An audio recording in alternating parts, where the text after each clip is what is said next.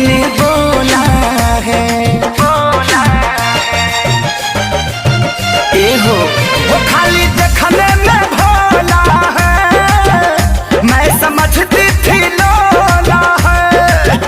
माली दूधू को रख ले हैं, मेरे सखी ने बोला है। मिलने जाता है मुझको पाता है, झुमका बड़ा बड़ा उसको मुझे छोटा दिया है। भतार मेरा होली में धोखा दिया है, भतार मेरा होली में धोखा दिया है। तब मैंने भी देवरा जी को मौका दिया है, तब मैंने भी देवरा जी को